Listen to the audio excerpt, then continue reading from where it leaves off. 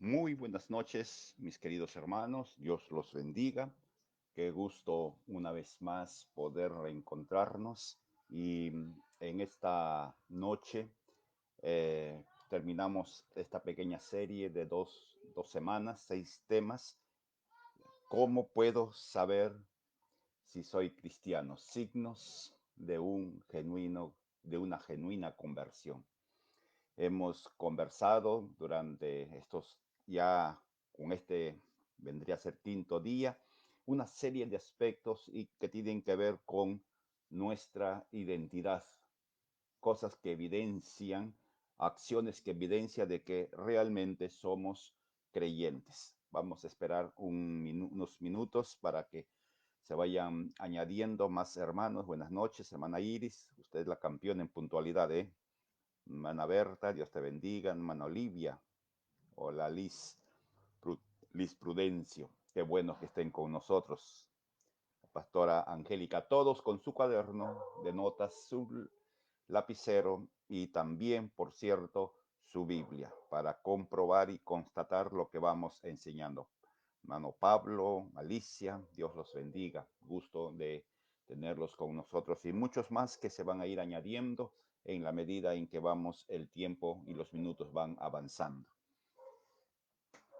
La próxima semana comenzaremos con otro tema. Y para los hermanos que están, inscríbanse, amados hermanos, por favor. Ya quisiéramos saber a qué culto va a asistir este domingo. Recuerde, 10, 7, 9 y 11 de la mañana tendremos nuestras reuniones y estaremos celebrando a nuestro Dios. Va a ser un tiempo precioso. Estoy en una expectativa, en un corazón anhelante, diríamos, de poder disfrutar de ese tiempo especial con ustedes. Gloria al Señor. Bien, entonces ya creo que estamos un número adecuado para comenzar y todos podamos retomar la lección completa, no quedarnos con algo fuera de ella. Eh, el tema general son signos de una genuina conversión. ¿Cómo puedo saber realmente si soy un genuino cristiano? ¿Cómo puedo saber realmente que he nacido de nuevo? ¿Qué evidencias puedo mostrar en mi vida de que realmente tengo seguridad de mi salvación? Entonces, en función de esto, vamos a en esta noche hablar lo que corresponde a nuestra parte, aunque ayer hablábamos algo de ello, pero quisiéramos profundizar esta verdad, nuestra necesidad de cooperar con Dios para hacer cambios en mi vida en lo que a mí me compete, que me permitan acercarme más a Dios en Filipenses 1:6, un pasaje que hemos usado y que seguiremos usando, por cierto, porque muestra el corazón de Dios. Estoy seguro que Dios que comenzó la buena obra en ustedes, seguirá trabajando en ustedes hasta el día en que Jesucristo venga de nuevo. Como muchas veces hemos explicado, y no nos vamos a cansar, por cierto, ¿no? Dios comenzó en nosotros una obra antes que el mundo fuera. En el tiempo se estableció cuando Él nos encontró en el camino, en la situación y condición física, espiritual, moral en la cual nos encontrábamos. Y allí nos tomó como barro, así tal como estábamos, y comenzó a moldear nuestras vidas, moldeó nuestro espíritu, dándole la vida eterna, está moldeando nuestra alma para que se perfeccione y sea tal como Jesús. Y al final de los tiempos terminará con el cascarón, con el cuerpo en la resurrección de entre los muertos. Qué bueno es esto, amados hermanos. Bien, pero lo que nosotros debemos entender es cuál es la parte que nos corresponde. Y para ver la parte que nos corresponde, tenemos que ver lo que podríamos llamar las fases de nuestra relación personal con Jesucristo, porque es un proceso donde nosotros vamos a ir entendiendo cada vez más el lugar de Jesús y nuestro lugar, la tarea que Dios hace y lo que nos corresponde a nosotros. En primer término, ¿quién es Jesús? La Biblia lo describe como el Señor, Dios en todo sentido de la palabra. En Filipenses 2:10 nos dice, para que en el nombre de Jesús se doble toda rodilla de los que están en los cielos y en la tierra y debajo de la tierra, y toda lengua confiese que Jesucristo es Señor, para gloria de Dios el Padre. Aleluya. Él es Señor, ¿no? En Juan nos enseña la palabra, ustedes me llaman maestro y Señor, y dicen bien, porque lo soy. Él habla de Señor, no el Señor Meléndez, el Señor fulano de tal, sino el Señor como Dios. Entonces, Él es el Señor de toda la creación, creador del universo. La palabra nos enseña que Dios sustenta con la palabra de su poder en el universo entero. Ahora, ¿qué hizo Jesús? Siendo el Señor, nos dio libertad. La palabra del Señor nos enseña, por ejemplo, en Juan 8:32, si el Hijo les hace libres, serán realmente libres. Si el Hijo, y el Hijo es el Señor, si el Hijo los hace libres, serán realmente libres. Entonces, cuando nosotros reconocimos a Jesús como nuestro Señor, Él hizo algo en nuestras vidas que veremos en un momento. En Romanos 8:2 veamos algunos pasajes porque tenemos que confirmarlo con la palabra. Porque la ley del Espíritu de vida te ha libertado de la ley del pecado y de la muerte. La ley del Espíritu de vida en Cristo Jesús nos ha libertado. En Gálatas 5:1, para libertad fue que Cristo nos hizo libres. Por tanto, permanezcan libres y no se sometan al yugo de esclavitud otra vez. La primera fase de nuestra vida es Jesús el Señor. Entonces, ¿cuál es nuestra primera acción en este caminar de nuestra relación con Dios, con el Señor Jesucristo y también con el Espíritu Santo? Reconocer el señorío de Jesús. Allí comenzó nuestra vida. Ahí comenzó nuestra genuina vida, nuestro real nacimiento para eternidad. Nacimos físicamente y vamos a morir todos.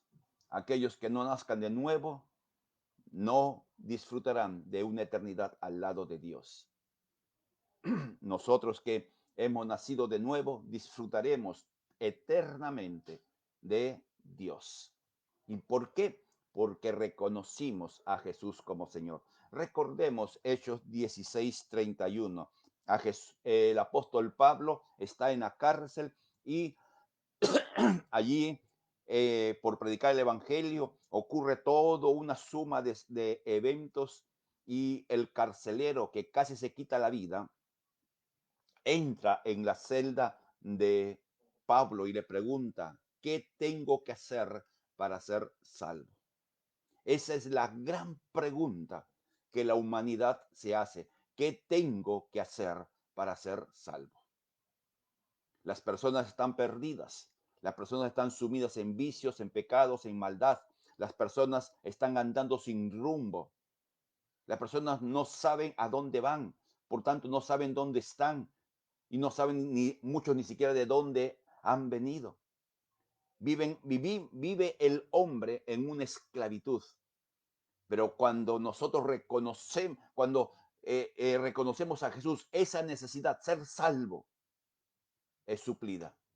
El Señor Jesús nos da libertad, hace libres. ¿Cuántos de nosotros disfrutamos de esa libertad? Si usted hizo esa confesión de fe en algún momento en su vida, en las maneras que lo haya hecho, y por eso constantemente repetimos esta confesión de fe, constantemente.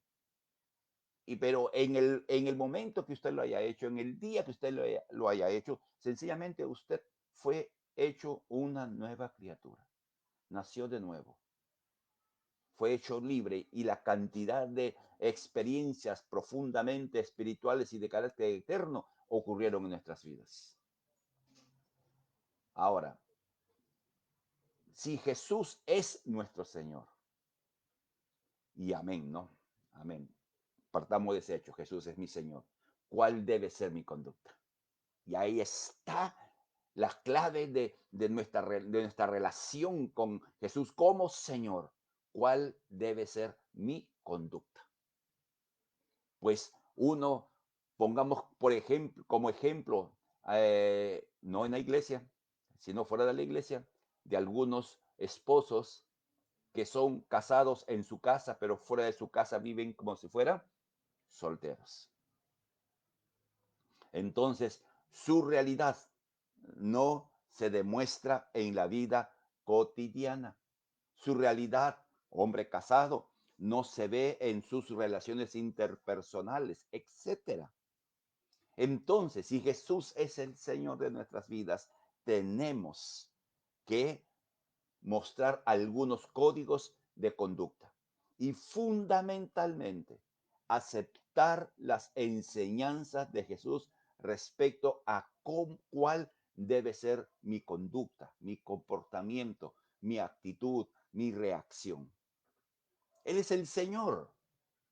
Y si Jesús es nuestro Señor, usted y yo tenemos que aceptar lo que Jesús dice. Él es el Señor, Él es el Señor, es el que manda, diríamos, es el jefe. Y uno no puede plantearle al jefe cómo quiero entrar a trabajar.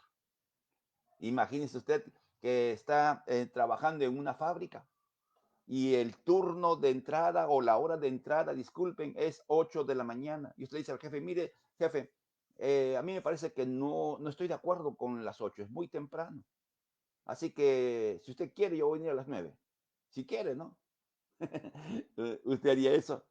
En absoluto, porque el jefe dicta las normas. Usted no le puede decir, págueme por adelantado, porque quiero asegurar mi semana. No, usted tiene que respetar las pautas que tiene en el trabajo donde está. Si Jesús es nuestro Señor, en primer término, tenemos que aceptar que las enseñanzas de Jesús respecto a mi conducta son verdad eterna.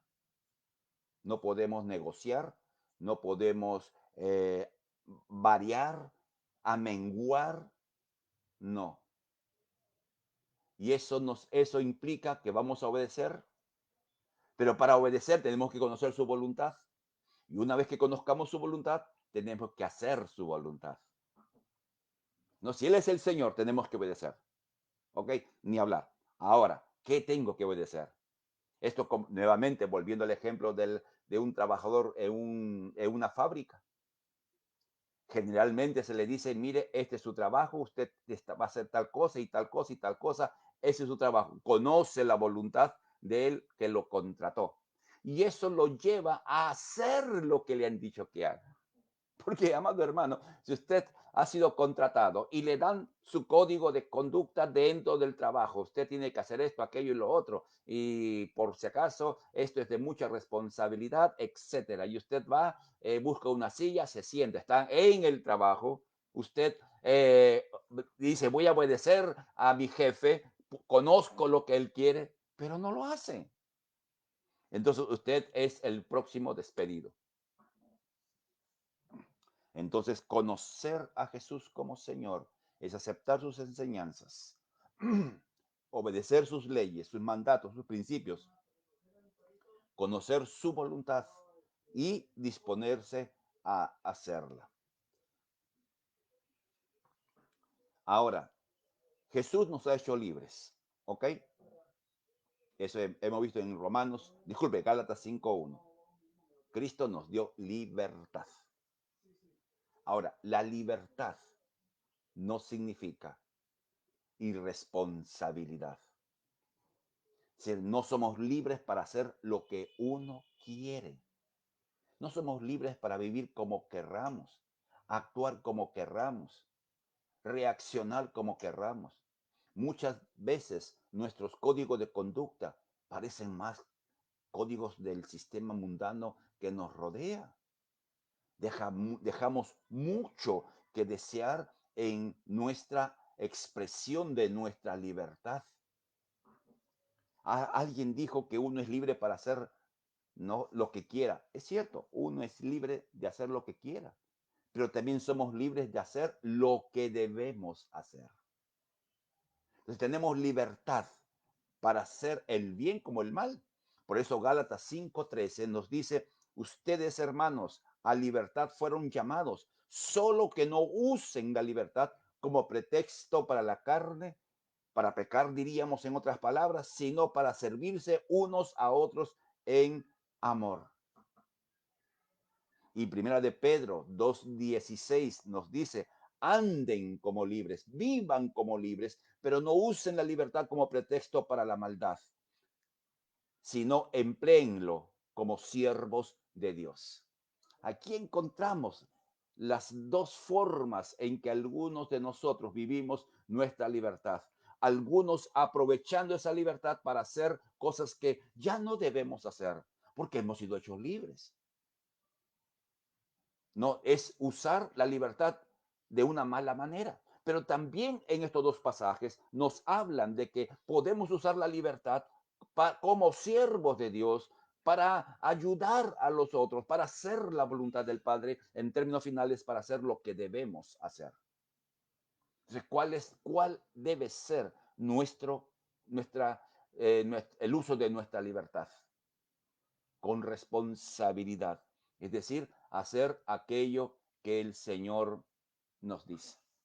Entonces, esta es la primera, digamos, escenario. Jesús es el Señor.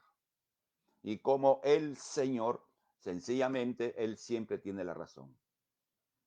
Haciendo una acotación, cuando hablamos que Jesús es Señor, estamos diciendo que Él es Dios. Y no un Dios menor, como creen o como enseñan o predican algunos grupos religiosos no cristianos.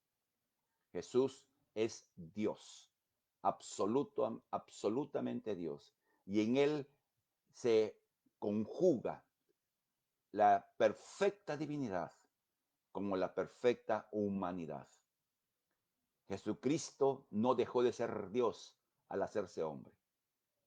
Siguió siendo el Hijo de Dios hecho hombre, autolimitado por amor de nosotros, autolimitado, pero siguió siendo Dios.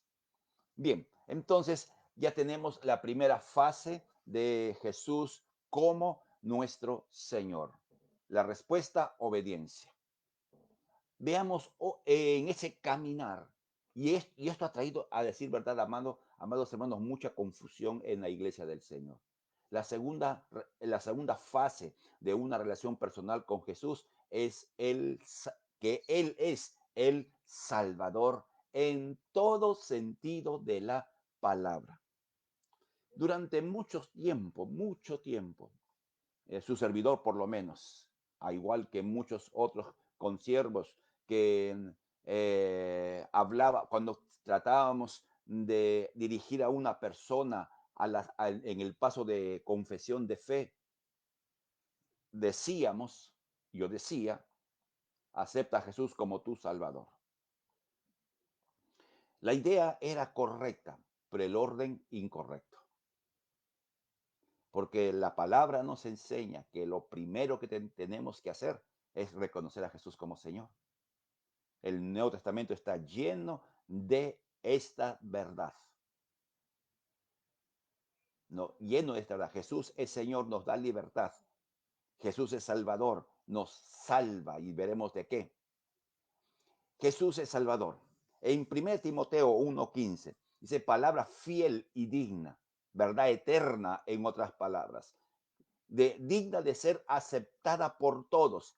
Cristo Jesús vino al mundo para salvar a los pecadores, de los cuales yo soy el primero.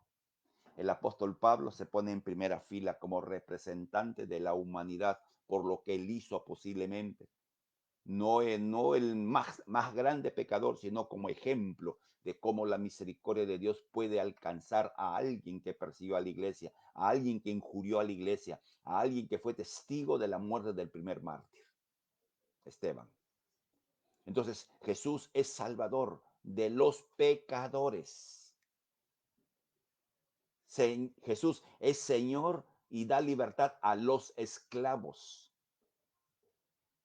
Tito 2:13 dice, aguardando la esperanza bienaventurada y la manifestación de la gloria de nuestro gran Dios y Salvador, Cristo Jesús.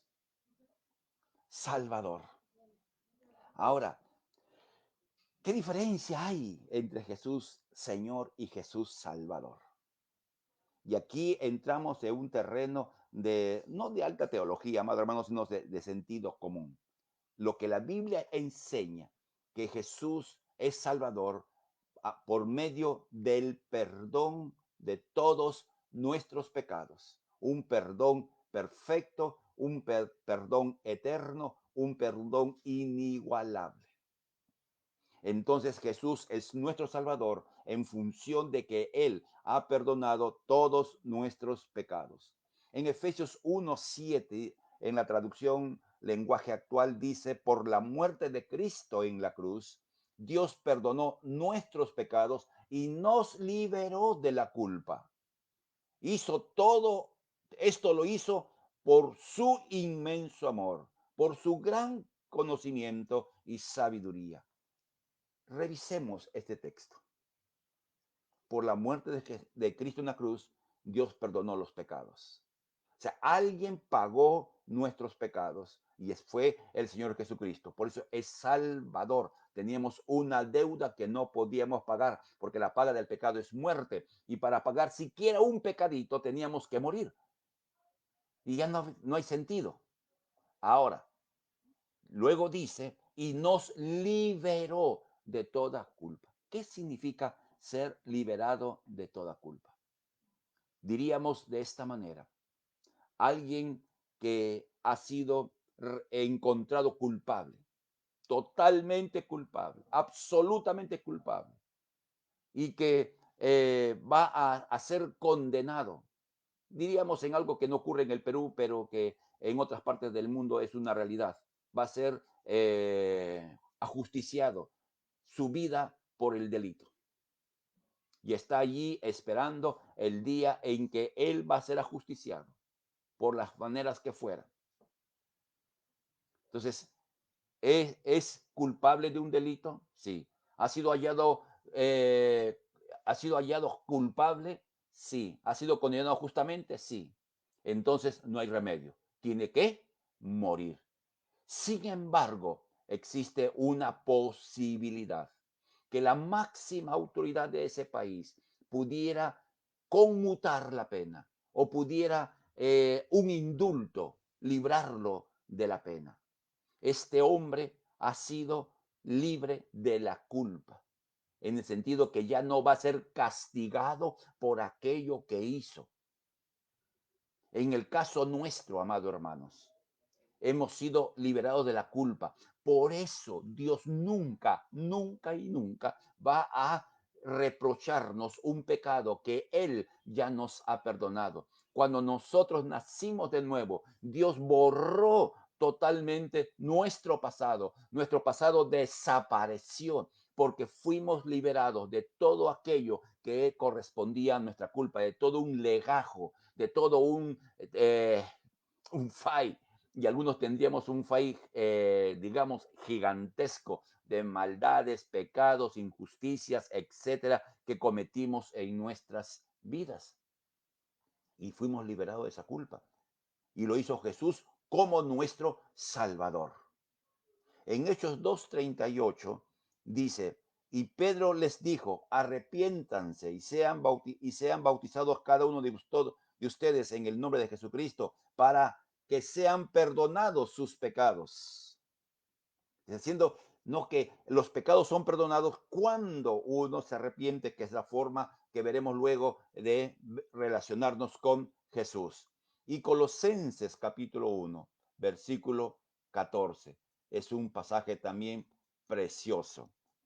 Precioso, queridos hermanos. Vamos a leerlo. En quien tenemos, en Cristo Jesús, en quien tenemos redención, el perdón de los pecados. Cuando Dios nos salva, amados hermanos, se asegura totalmente el perdón de todos nuestros pecados. Usted preguntará, pero pastor, si Dios me ha perdonado los pecados, ¿por qué todavía me acuerdo de mis pecados? No es Dios el que está trayendo a la memoria los pecados pasados, no es Dios. Porque si Él ya se olvidó, Él nos libró de la culpa. ¿Cómo nos va a acusar de algo que Él ya dio por finalizado? Sencillamente, amado hermano, no es Dios. Entonces, ¿quién puede ser? Uno mismo que no entiende el perdón de Dios. Uno mismo que asume que tiene que ganarse el perdón, etcétera. O el mismo diablo, que mete pensamientos en nuestra mente de indignidad.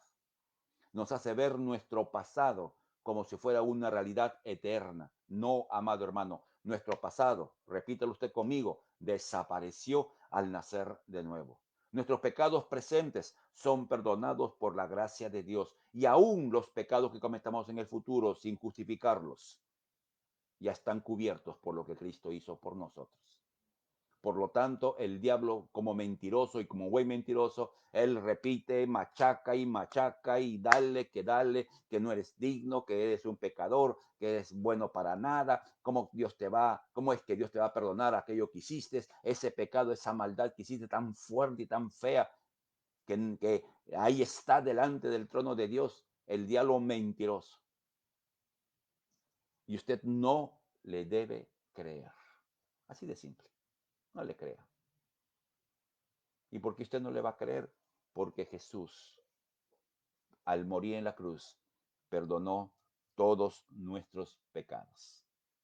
Cuando decimos amén, gloria a Dios, podríamos decir. Gloria a Dios. Entonces, ya hemos visto Jesús el Señor, ya hemos visto cuál es nuestra acción. Ahora veamos cuál es nuestra acción con Jesús como nuestro Salvador. Amados hermanos, nacemos de nuevo, Dios se olvida de nuestro pasado, ya no hay pecados existentes para Él. Sin embargo, seguimos pecando. Ahora, como hijos de Dios, pero miren cómo sabemos que Jesús es el Salvador. Cuando pecamos, tenemos que arrepentirnos, confesar nuestros pecados. Esa es la parte que nos corresponde. No debiéramos dejar de confesar los pecados que cometemos. Sencillamente acercarnos a Dios en humildad, sin justificar nuestros pecados. Y decirle, perdóname. Primera de Juan 1:9, pero si confesamos nuestros pecados, Él, Dios, es fiel y justo para perdonar nuestros pecados y limpiarnos de toda maldad. Démonos cuenta que dice que Él es fiel y justo. Que Él sea fiel, ¿qué significa? Que va a perdonar. El peor pecado, pastor, el peor pecado que podamos cometer como cristianos desde nuestra perspectiva. Porque para Dios los pecados están en la misma altitud. Pero es justo. Es decir, no nos libramos de las consecuencias. O sea, el pecado sale caro, hermanos. No sale caro pecar. Así que eh, el arrepentimiento tiene que ver no solo con el dolor que uno pueda sentir, la vergüenza que uno pueda tener, la pena por lo que hemos hecho. El arrepentimiento implica la batalla para no repetir las historias, el buscar en un proceso constante de cambiar nuestra forma de pensar respecto a los pecados cometidos. Primera de Juan 2:1 y 2 dice, mis queridos hijos, les escribo estas cosas para que no pequen. Pero si alguno peca, tenemos un abogado que defiende nuestro caso ante el Padre. Es Jesucristo, el que es verdaderamente justo. Él mismo es el sacrificio que pagó por nuestros pecados y no solo los nuestros, sino los de todo el mundo. Jesús como Salvador perdonó nuestros pecados y nuestra relación con Él, como Él nuestro Salvador, es que cada vez que pequemos, acudamos al trono de la gracia y pidamos perdón, arrepentimiento de toda maldad. Entonces, si Jesús es mi Salvador que perdona mis pecados, ¿cuál debe ser mi conducta? Primero, repitiendo lo de antes, aceptar la verdad establecida por Dios. Lo que Dios dice que es malo dígalo, malo. Lo que Dios dice que es pecado. Lo que Dios dice que no tenemos que hacer, no debemos hacer. Ahora, amados hermanos, eso no significa que el mandato nos libra del pecado o de la tentación. No, no, no, no, no. Uno conoce lo que es malo y lo que es bueno y está allí nuestra responsabilidad. Rechazar toda tentación al pecado, venga de donde venga. Venga del mismo diablo, de sus demonios que son sus instrumentos, venga de nuestro entorno, de la cultura que vivimos, de los amigos que están allí presionando o venga de nuestro propio corazón. Tenemos que rechazar toda tentación. No digo pecado, porque el pecado es el acto hecho. Hablo de la tentación, que es como la voz de sirena que nos quiere atraer hacia hacer o cometer el pecado. En Gálatas 5:16 dice, anden en el Espíritu, o sea, compórtense de acuerdo a la guianza del Espíritu y no satisfagan los deseos de la carne, porque el deseo de la carne, el querer satisfacer los deseos de la carne, es contra el Espíritu y se oponen para que no hagan lo que deben. Rechazar todo tipo de tentación. ¿Es fácil? No, amado hermano, no es fácil. Algunas tentaciones sí son fáciles, otras no. Algunas requieren esfuerzo, como el caso de José, el hijo de Jacob. Ahí está en el palacio de Potifar y la dama se le ofrece para intimar sexualmente. Y José lo que hace es huir. ¿Usted cree que José le fue fácil? ¿Usted cree que José como varón, no el ofrecimiento de la esposa de su jefe, posiblemente una dama muy hermosa y atractiva, no fue fácil, pero lo logró? El costo es otra cosa, pero lo logró. Entonces tenemos que rechazar todo, toda tentación, venga como venga. Y nos faltaría tiempo, amados hermanos, para hablar cuál es el proceso para resistir la tentación, pero básicamente es lo que podríamos llamar el deseo de agradar a Dios. Es como una vacuna que debemos ponernos. Quiero agradar a Dios. Y ese es como un antídoto ante la tentación, cual fuere. Bien, amados hermanos, vamos a continuar en esta noche. Gracias.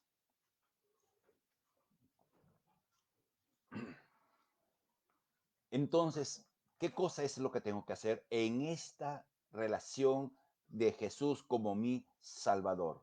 No dar a mi carne la oportunidad de pecar. Es decir, no debo hacer que mi vida, pues, ir donde va el pecado. Leamos mejor la palabra, Romanos 6, 1 y 2. Porque ustedes, hermanos, disculpe, estoy leyendo otro pasaje. Romanos 6, 1 y 2 dije, ¿no? Ok. Ahora bien, ¿deberíamos seguir pecando para que Dios se muestre más y más de su gracia maravillosa? Por supuesto que no. Nosotros hemos muerto al pecado. ¿Cómo es posible que sigamos viviendo en pecado? O sea, para Pablo, el pecado es algo extraño a nuestra realidad. En Gálatas 6:12 dice, no permitan que el pecado controle la manera en que viven. No caigan en los deseos pecaminosos. No dejen que ninguna parte de su cuerpo se convierta en un instrumento del mal para servir al pecado. En cambio, entréguense completamente a Dios. porque antes estaban muertos, pero ahora tienen la vida nueva. Así que usen su cuerpo como un instrumento para hacer lo que es correcto para la gloria de Dios. El pecado ya no es más amo, porque ustedes ya no viven bajo la exigencia de la ley, en cambio viven en la libertad de la gracia de Dios. Amados hermanos, nuestra carne pide. ¿Saben qué? Diríamos así más o menos. Es como al que le prohíben un alimento y ese alimento es lo que más provoca. Y algunos saben muy bien de qué estoy hablando. No te prohíben, estás con síntomas con la azúcar un poco levantada y el doctor dice, mire señor, usted tiene que bajar el consumo de azúcar. Trate de evitarlo, no consuma. Y usted sale el médico, de la clínica, del hospital, donde haya ido, y pasa por una panadería y ve un hermoso, agradable y tentador pay de limón. Y es lo que he dicho que no debe comer. Y como que este cuerpo bandido pide y exige un pay. El último. ¿Cuántos hemos hecho eso? Ahí levantemos nuestras manos, creo que las dos manos para decir que somos culpables de hacer aquellas cosas. Así es el pecado, amado hermano. Quiere despertar el apetito por hacerlo. Desea despertar el disfrutar de algo fuera del orden divino. Es disfrutar algo antes del tiempo correcto. Ay, amados hermanos. Jesús es Señor, nuestro Salvador. Entonces no demos oportunidad a nuestra vida para pecar. La tercera etapa o es fase de este proceso es Jesús, amigo fiel e inmutable. Ayer hablábamos algo de ello y hoy día queremos ver. ¿Se da cuenta? Jesús, primero, Jesús es Señor y nos libra. Luego lo conocemos como Jesús, el Salvador, que nos perdona los pecados y nos lleva a batallar constantemente contra el pecado porque conocemos a Jesús el Salvador, conocemos el costo del perdón de nuestros pecados. Ahora entramos en la etapa de la amistad con Jesús. Jesús, fiel amigo. En Juan capítulo 15, versículo 15, dice, ya no los llamo esclavos, porque el amo no confía sus asuntos a los esclavos. Ahora ustedes son mis amigos, porque les he contado todo lo que el Padre me dijo. Una relación de confianza, una relación tan especial. Y podemos hablar de Jesús, amigo fiel. Nunca, nunca nos va a defraudar. Confiable, siempre hará aquello que dice que va a hacer. E inmutable, si nosotros fuéramos infieles a su amistad, si pagáramos mal a la amistad que Él nos da, igual seguirá siendo amigo fiel y confiable. ¡Qué amigo! Hay un himno antiguo, viene a la mente, oh, qué amigo nos es Cristo. Ah, ese himno antiguo. Ah, Efesios capítulo 2, versículo 13. Ahora, en Cristo Jesús, ustedes que en otro tiempo estaban lejos, han sido hechos cercanos por la sangre de Jesucristo, es decir, por el costo de nuestro perdón.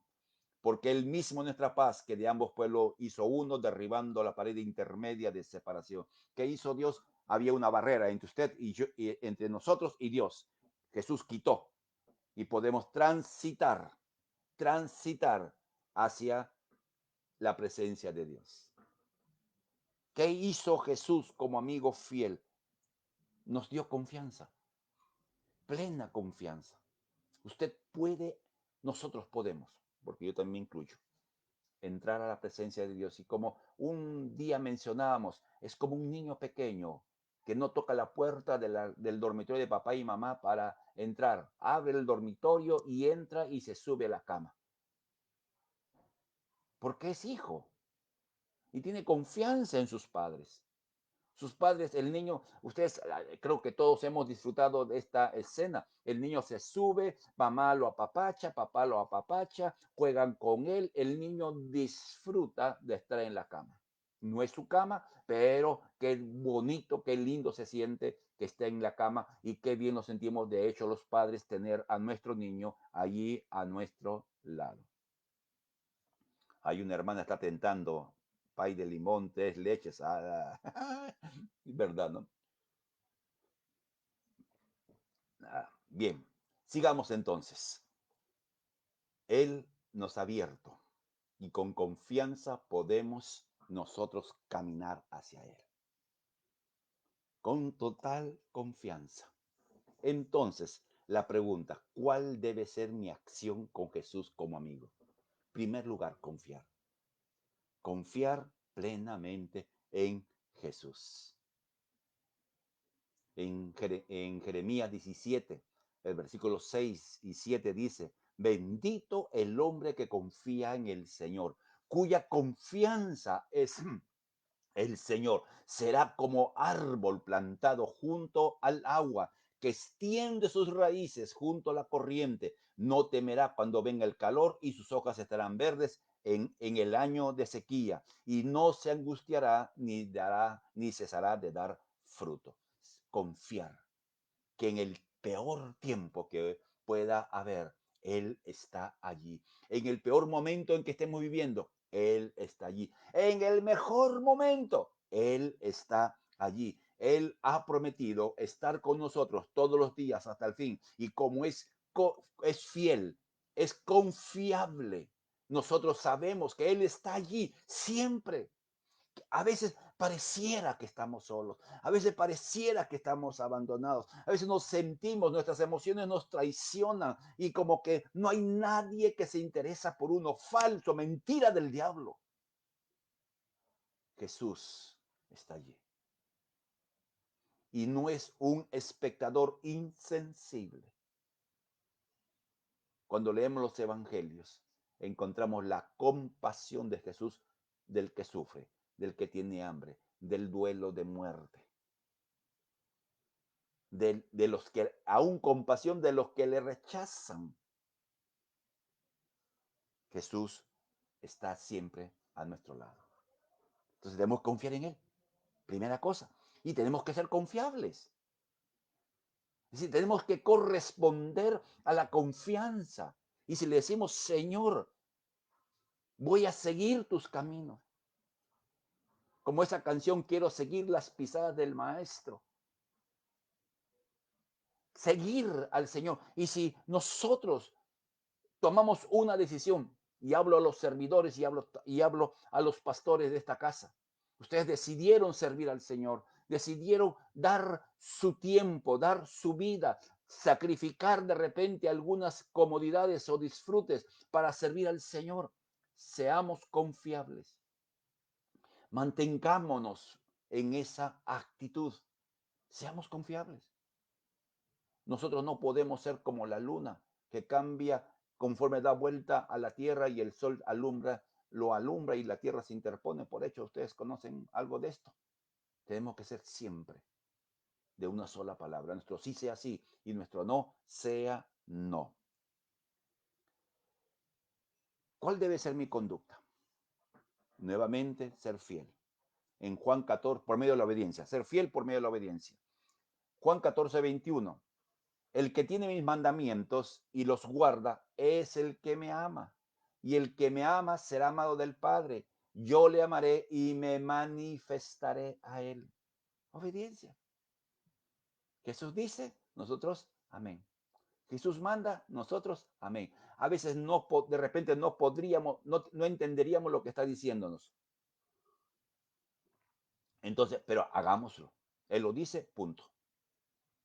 Segundo lugar, tenemos que ser confiables, como dijimos hace un momento, y lo demostramos a través del servicio. Dice Juan 12:26, si alguno me sirve, que me siga. Y donde yo estoy, allí también estará mi servidor. Y si alguno me sirve, y esta es la parte linda, mi Padre lo honrará. Si alguno me sirve, seguir. ¿Qué significa esto? Hacer las cosas como Jesús quiere que se hagan. Imitar a Jesús en las formas como debemos servir. Y donde yo estoy, estará mi servidor. Si decidimos seguir, Jesús nos va a llevar así, en un camino, en un proceso de menos a más. Dios le plació escogerme en Trujillo, ponerme a pastorear en Trujillo, y sencillamente, aún en mis limitaciones de aquellos años, yo seguí la dirección del Señor. Y donde Jesús se dirigió, yo estuve allí, me llevó a San Juanito. Y de allí Dios me trajo a esta preciosa casa. Y esto, el resultado es la honra que Dios da a quienes le sirven. Entonces Jesús es Señor, Jesús es Salvador, Jesús es amigo. Entonces nos queda a nosotros ver qué resultados vamos a tener cuando Jesús es Señor, Salvador y amigo. Primero, paz en medio de cualquier circunstancia. Juan 14:27. Mi paz les dejo, mi paz les doy. No es la paz como el mundo la da. No se turbe, no se turbe su corazón, ni tengan miedo. Jesús está diciendo que Él nos deja su paz. No es una paz del mundo. La paz del mundo es que no haya problemas. No es como una mamá. ¿Cómo te ha ido? Uy, hoy día ha sido un día lindo. ¿Por qué? Los niños se han portado bien, el perro no se ensució en la sala y mi esposo me ha traído flores. Es un día lindo. Amado hermano, no todos los días son así, ¿no es cierto? Pero ¿qué es la paz del sistema? La paz que Dios da es esa seguridad, tranquilidad de que Dios está al control de la vida independiente de las circunstancias. Podemos encontrarnos como los discípulos en medio del mar, parece que ya se acaba la vida, el Señor está allí, está durmiendo, pero está allí y actúa en el momento correcto.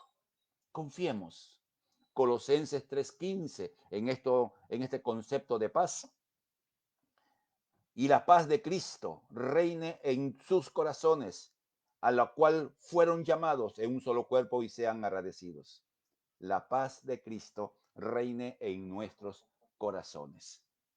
Es decir, aceptar la verdad, que Jesús mi Señor, Jesús mi Salvador, Jesús mi amigo, está conmigo.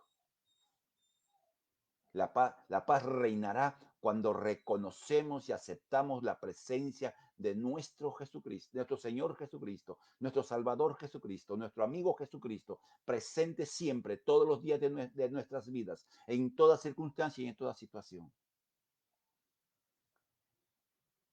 Un segundo resultado de conocer a Jesús como Señor, Salvador y amigo es confianza en la victoria en medio de todo, en todo conflicto espiritual. Jesús lo dijo, en el mundo tendréis aflicción. Pablo lo dice, no tenemos lucha contra carne ni contra sangre. Pablo enseña que se abren puertas grandes, pero muchos son los adversarios, etc. La vida está, el Nuevo Testamento está lleno de que la vida cristiana no es un paseo, no es un viaje a Cancún a disfrutar de las playas, es una travesía donde hay de todo, buenos momentos, malos momentos, pésimos momentos, excelentes momentos, de todo. Pero en medio de todo conflicto de cualquier orden, nosotros tenemos la victoria. Romanos 8:37, y esto lo decimos con alma, corazón y vida. Pero en todas estas cosas, las que Pablo mencionó, somos, no dice seremos, somos hoy. Si estás pasando un momento difícil, amado hermano, eres más que vencedor por medio de aquel que nos amó. No importa cuán grande sea el gigante, va a caer en el nombre de Jesús. No importa qué tan difícil sea la situación por la cual estás viviendo. Dios extiende su diestra de poder y te está sacando paso a paso. Confianza en la victoria en nuestro Dios. Siempre van a haber conflictos, amados hermanos. Nunca acaban. No todos los días son malos. La Biblia habla del días malos. Y en esos días malos es cuando ponemos en práctica nuestra confianza en Dios. Usamos las armas espirituales que Dios nos ha dado. La verdad, el reconocer que Dios nos ha perdonado, lo que se llama la armadura de Dios, ¿no? Que son principios de conducta, principios de pensamiento que deben estar claramente establecidos en nuestras vidas en medio de los días malos. ¿Y cuál es el final de todo cristiano después de un día de batalla? Firmes. Hoy estoy recordando muchos himnos: firmes y adelante, huestes de la fe, sin temor alguno, que el Señor nos ve. Entonces, confianza, amado hermano. Confianza. Confía. Estás pasando un momento difícil, no entiendes por qué te pasa, te pareciera que es injusto lo que están haciendo contigo. Confía. Yo les podría contar tantas veces. He pasado momentos en que eh, tenía que sufrir ciertas ingratitudes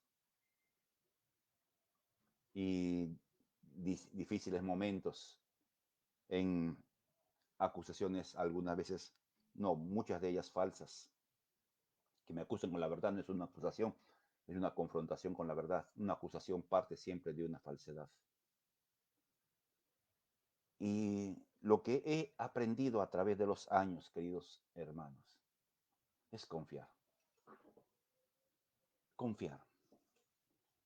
Yo no puedo hacer nada para cambiar el corazón de alguien. Usted tampoco. Usted puede requintar, renegar, gritar, y la persona, en vez de adecuarse a lo que usted, aceptar lo que usted está diciendo, reconocer su engaño, su mentira, su error, su pecado, más se empecina. No es así, amado hermano. Usted trata de coger el cuello a la persona que le ha ofendido, pero me has ofendido, no me dijiste, no, y todas las cosas, y el hombre ahí ahogándose, no, pero sí, yo tengo la razón. Pero si le entregamos al Señor la carga, le entregamos al Señor: Señor, tú eres juez justo, tú pesas mi corazón y sabes qué es lo que tengo en él. Te entrego a ti mi carga. Y agarras la piedra que está en tu hombro, lo botas y caminas libre. Ese es estar firmes. Ese es lo que tenemos en Cristo Jesús, nuestro Señor, Salvador y amigo. Confianza. Algo más para ir ya casi terminando en esta noche. Si Jesús es nuestro, primero, Señor; segundo, Salvador; tercero, amigo. ¿No? Anótelo, hermano, anótelo, anótelo. Primero es Señor, Salvador, amigo. Ser cada día como Él.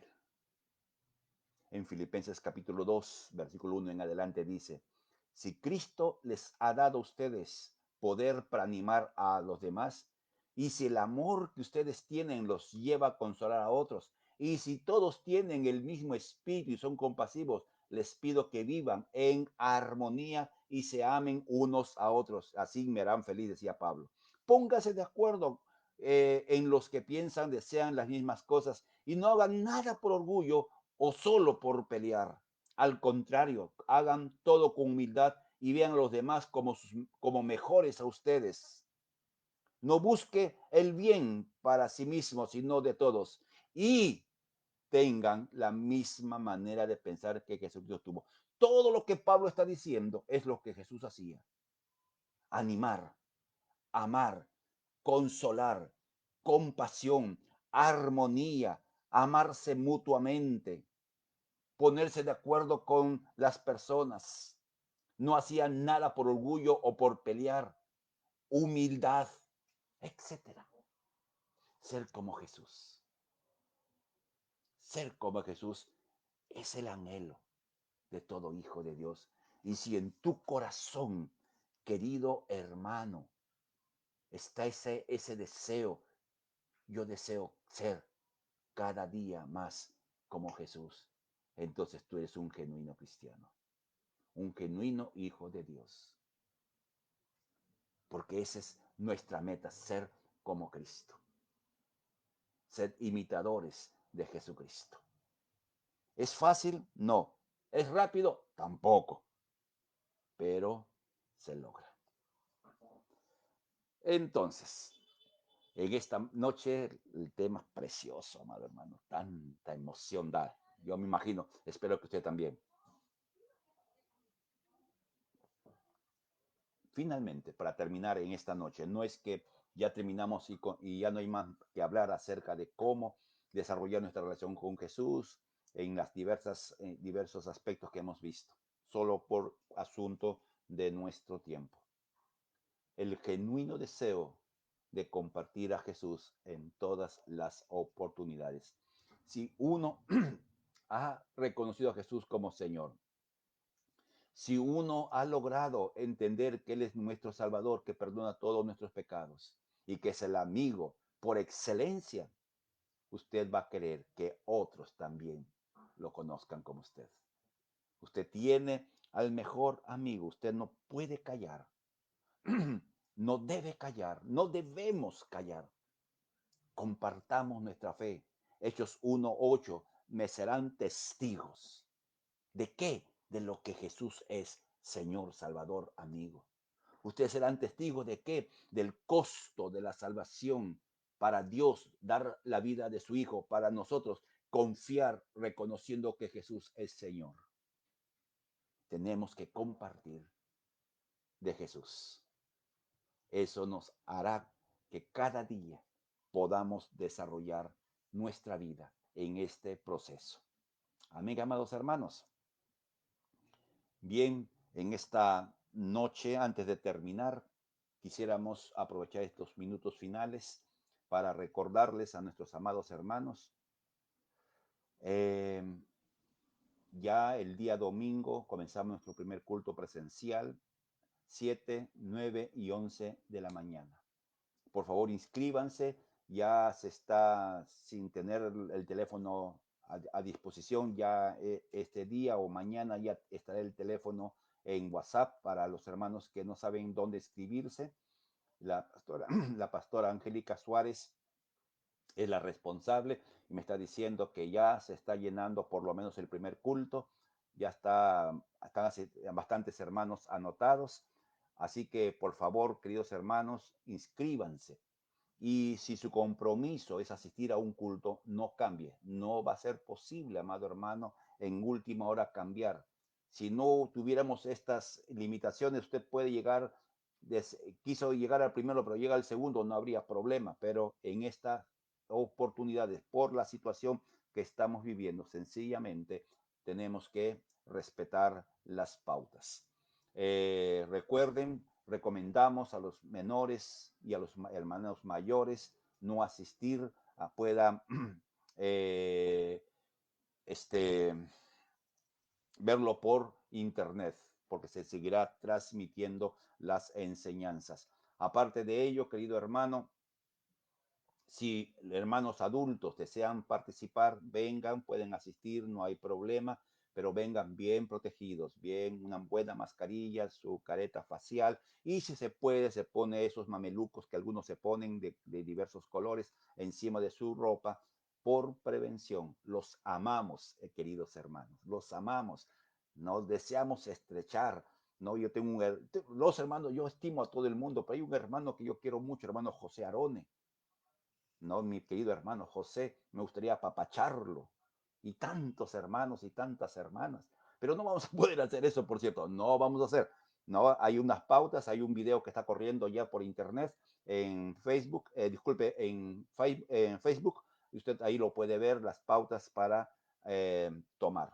Bien, amados hermanos, Dios los bendiga, que la paz y la gracia del Señor esté con ustedes, disfruten de un buen dormir y mañana nos reencontramos a partir de las 6 de la mañana. Bendiciones.